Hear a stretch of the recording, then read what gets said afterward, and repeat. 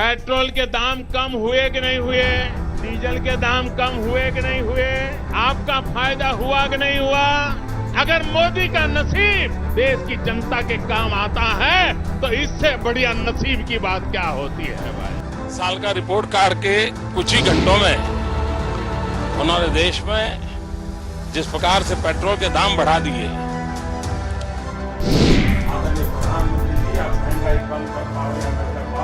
कम से कम अटल बिहारी वाजपेयी जहां छोड़ के गए थे वहां तो ला करके रख दो। कि मैं पेट्रोल पंप लगा दूं, ये इंडियन गवर्नमेंट मुझे जो है लगाने की अनुमति दे दे और टैक्स के ऊपर थोड़ी छूट कर दे तो मैं तो 35-40 रुपए डीजल पेट्रोल दे सकता हूँ पूरे हिंदुस्तान को। वो चुप्पी साध कर क्यों बैठे हैं?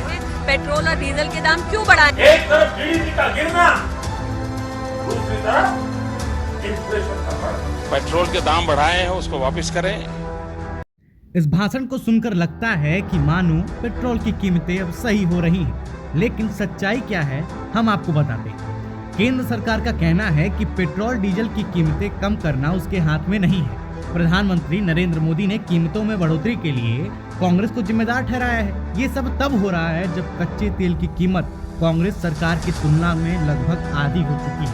ध्यान से सुनिएगा, जब कच्चे तेल की कीमत कांग्रेस सरकार यानी यूपीए सरकार की तुलना में लगभग आधी हो चुकी है।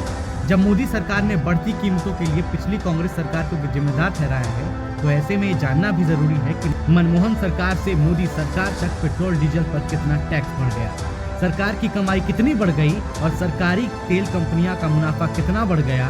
इसे टूल किट में समझते हैं।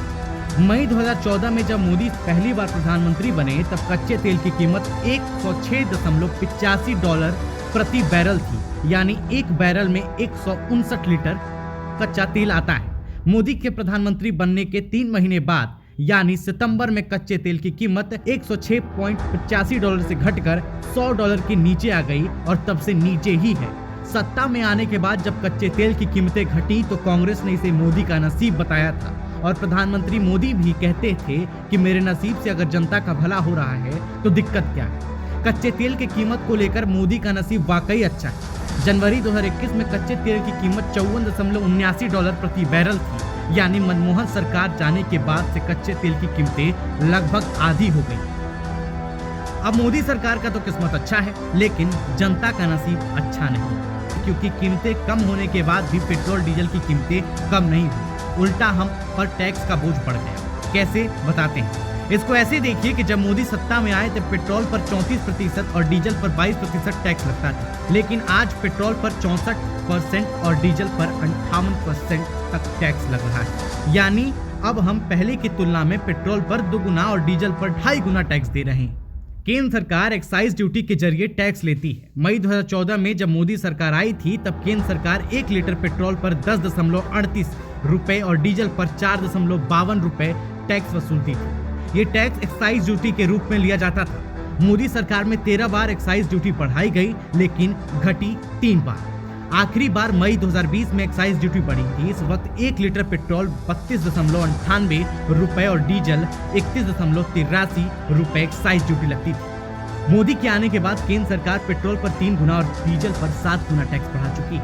पेट्रोल डीजल पर एक्साइज ड्यूटी से केंद्र सरकार की अच्छी खासी कमाई होती है। मोदी सरकार ने तो इससे कमाई 3 गुना बढ़ा ली। Petroleum planning and analysis cell यानी पीपीएसी के मुताबिक 2013-14 में सिर्फ एक्साइज ड्यूटी से सरकार ने 77,982 करोड़ रुपए कमाए। सोचिए आंकड़ा। जबकि 2019 और 20 में 2,23,000 लाख करोड़ रुपए से ज्यादा की कमाई। 2020-21 की पहली छमाही में यानी अप्रैल से सितंबर तक मोदी सरकार को 1.31 लाख करोड़ रुपए की कमाई हुई। अगर इसमें और दूसरे टैक्स भी जोड़ लें तो ये कमाई 1.53 लाख करोड़ तक पहुंच जाती है। ये आंकड़ा और ज्यादा होता अगर कोरोना नहीं आया होता और लॉकडाउन ना लगा होता। स्किप मत कीजिए वीडियो, अब जरा सुनिए। राज्य सरकार भी तो टैक्स लेती है ना साहब। केंद्र सरकार ने तो एक्साइज ड्यूटी लगा कर कमाई कर ली। अब बारी है राज्य सरकारों की, क्योंकि केंद्र सरकार एक ही है, इसलिए पूरे देश में एक्साइज ड्यूटी एक ही लगती है, लेकिन राज्य सरकारें अलग अलग हैं, तो राज्य में अलग अलग टैक्स लगता है। राज्य सरकारें पेट्रोल डीजल पर कई तरह के टैक्स और सेस लगाती हैं। इनमें सबसे प्रमुख वैट और सेल्स टैक्स होता है। पूरे देश में सबसे ज्यादा वैट और सेल्स टैक्स राजस्थान सरकार वसूलती है। यहाँ पेट्रोल पर 38% और डीजल पर 28% टैक्स लगता है। उसके बाद मणिपुर, तेलंगाना और कर्नाटक है, जहां पेट्रोल पर 35% या उससे अधिक टैक्स लगता है। इसके बाद मध्य प्रदेश पेट्रोल पर 33 वैट लगाता है। और आप सोचेंगे कि राज्यों की कमाई बढ़ी, लेकिन ज्यादा नहीं बढ़ी। बताते हैं कैसे। पेट्रोल डीजल पर वैट और सेल्स टैक्स लगाकर राज्य सरकारों ने भी अच्छी कमाई की है। हालांकि ये कमाई केंद्र की तुलना में कम है, लेकिन 2013-14 में राज्य सरकारों ने वैट और सेल्स टैक्स में 1.29 लाख करोड़ रुपए कमाए थे। 2019-20 में ये कमाई 55% बढ़कर 2 लाख करोड़ रुपए से ज्यादा हो गई। 2020-21 की पहली छमाही में ही राज्य सरकार ने 78,000 करोड़ से ज्यादा कमाए। यहाँ भी वही फॉर्मूला लागू होता है जो केंद्र पर लागू होता है, यानी ये कमाई और भी ज्यादा होती अगर लॉकडाउन ना लगा होता। अब सरकारी कंपनियों के अच्छे दिन आ गए। कैसे? देश में 3 बड़ी सरकारी तेल कंपनियां हैं। इनमें Indian oil corporation, Bharat petroleum और हिंदुस्तान पेट्रोलियम शामिल है। इन तीनों ही कंपनियों का मुनाफा बढ़ा है। इन तीनों कंपनियों ने दिसंबर 2019 में 4,347 करोड़ रुपए का मुनाफा कमाया था, जबकि दिसंबर 2020 में इनका मुनाफा बढ़कर 10,050 करोड़ रुपए हो गया। अब बात कर लेते हैं पड़ोसी देशों की।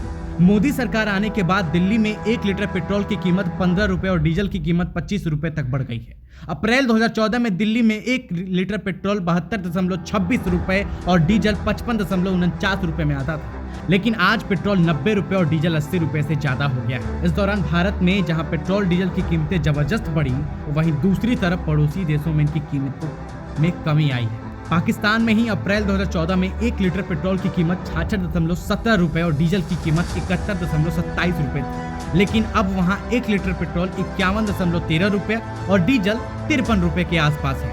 हमारे 4 पड़ोसियों में सिर्फ बांग्लादेश ही ऐसा है जिसने इस दौरान पेट्रोल डीजल की कीमतें बढ़ाई हैं, वो भी मामूली।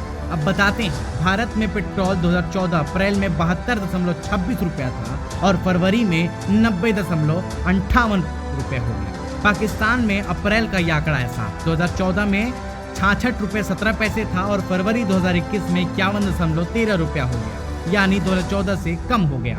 बांग्लादेश में 74.43 रुपया था अप्रैल 2014 में और अब बढ़कर यानी 2021 फरवरी में 76 रुपया 40 पैसे हो गया। श्रीलंका में अब 2014 अप्रैल में 74 रुपया 52 पैसे था और फरवरी 2021 में 60 रुपया 26 पैसा हो गया। नेपाल में 83.61 पैसे रुपया पेट्रोल था 2014 में, और यही अगर अब की बात कर लें यानी फरवरी 2021 की, तो 68.57 पैसे ये आंकड़ा है। और ये जो तस्वीरें अब आ रही हैं सामने, जो आंकड़े दिखाए जा रहे हैं, कोई कह रहा है कि अंतर्राष्ट्रीय मार्केट में पैसा बढ़ा है, तो कोई कह रहा है कि ठंडी है भैया इस वजह से बढ़ गया, कोई नेता कुछ कह रहा है, कोई नेता कुछ कह रहा है। पुराने बयानों की बात कर ले तो हमारे रामदेव बाबा कहते थे कि अगर हमारा पेट्रोल हो, हमारी कंपनी हो, तो हम 30 से 40 रुपये में पेट्रोल दे देंगे। खैर वो बातें पुरानी हैं। हो सकता है जिस तरीके से अमित शाह ने कहा था कि जो 15 लाख रुपया देने का वादा था वो एक वादा था, यानी बातों को समझाना था, ठीक वैसे ही ये भी बातें लगती हैं। अगर ये वीडियो पसंद आए तो वीडियो को लाइक करना बिल्कुल ना भूलें। अगर ये वीडियो आपको पसंद आ रहा हो और ऐसे कंटेंट आपको और चाहिए तो चैनल को सब्सक्राइब करें। ब्यूरो रिपोर्ट समाचार नगरी.in।